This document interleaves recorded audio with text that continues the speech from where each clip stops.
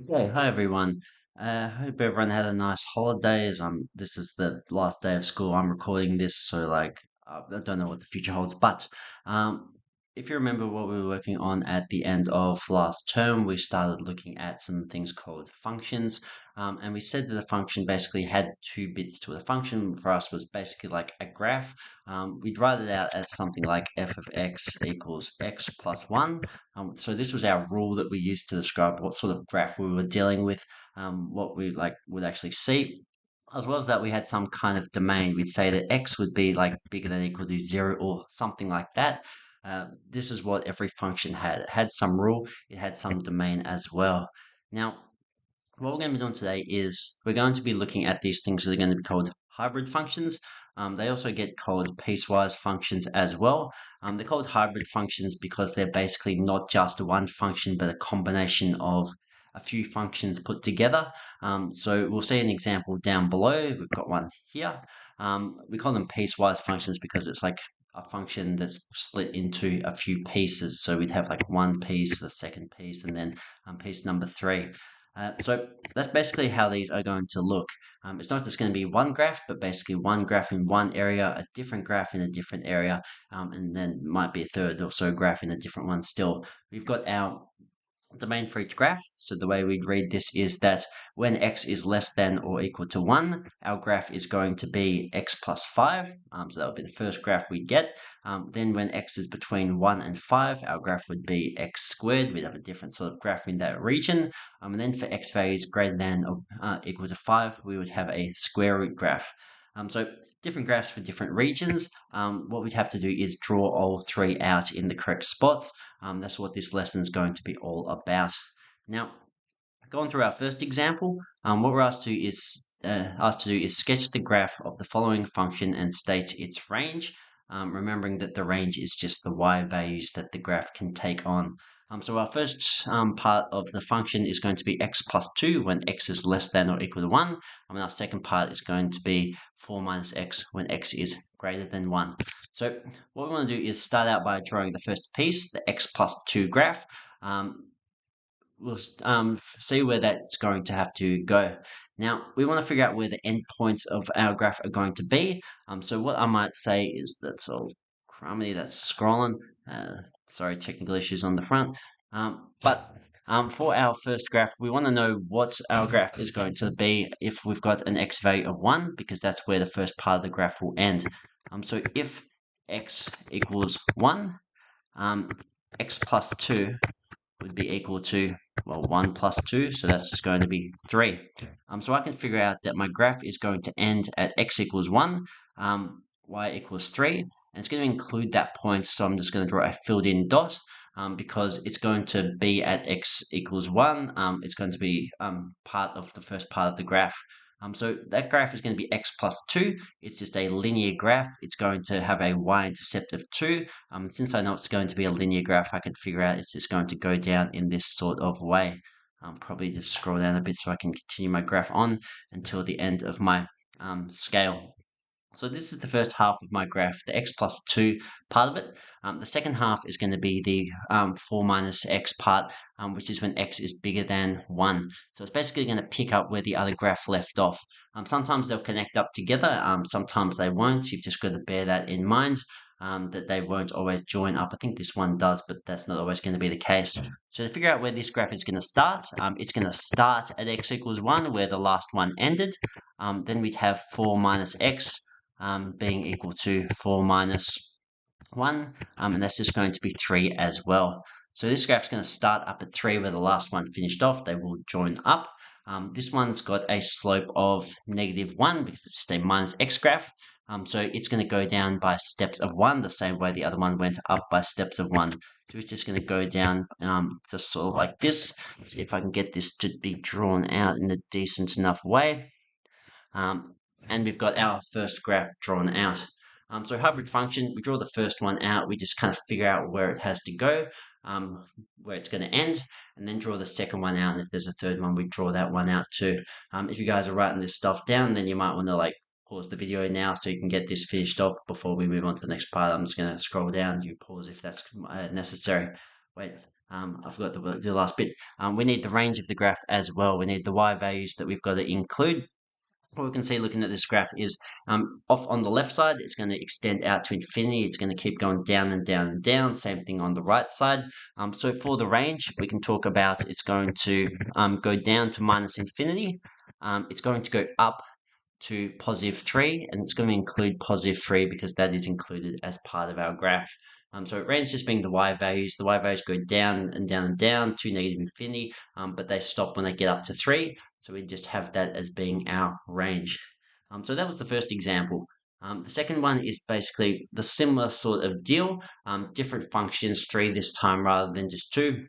But we're going to have the same sort of process. We figure out where our graphs are going to sit, draw the first one, draw the second one, draw the third one. So the first one we're going to have is negative a half x minus 2, and we have that when x is less than or equal to negative 1. So first thing to do is figure out where our graph is going to end. So if x equals negative a half, which is where the first graph ends, I would have negative a half x minus 2 equal to negative a half times negative 1 minus 2. Negative a half times negative 1 is just going to be a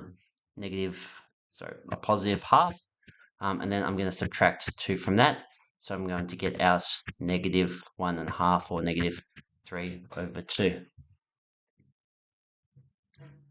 So what I can figure out from this is that when x is negative 1, y would be negative 3 over 2. So to figure out where my graph is going to end, it's going to be minus 1 across and then minus 3 over 2 down. So I'm just going to have my end point there. It's going to be a negative graph with a gradient of negative a half. What I could do to try and get my graph drawn out is I could figure out where my x-intercept is going to be. So the x-intercept of this graph, I'm just going to set y equal to 0 in my equation. Screen's a little shaky. So if I do that for my first equation, I'm going to get 0 equals negative a half x minus 2. I can plus 2 to both sides, so then I would get 2 equals negative a half x. And then I could multiply both sides by minus 2, and I'd get x equal to minus 4. So I'm going to have a x-intercept of minus 4. I can figure out 2 points that my graph has to go through and then basically just connect those up. And that's where my line is going to sit. So trying to get this drawn out, see if I can do a decent enough job. That is probably not great. Hopefully you guys can just get the hang of the idea that it's just going to be a straight line going through those 2 points. That's going to be our first graph drawn out. So we've got the first part. Second bit is going to be x plus 2. It's going to pick up where the other one left off at minus 1, and it's going to extend out to into the positives. So I'm going to figure out where my graph is going to start and where it's going to end. So if x equals minus 1, this is going to be minus 1 plus 2, so this is just going to be equal to 1. This time around, the graph is going to start at negative 1 and positive 1. So they're not going to connect up the same way that the first one did. So that's where it's going to begin. It's not going to include that point because this is a less than sign, so it's not going to include this graph negative 1 as a point. It's just going to be the starting location of it.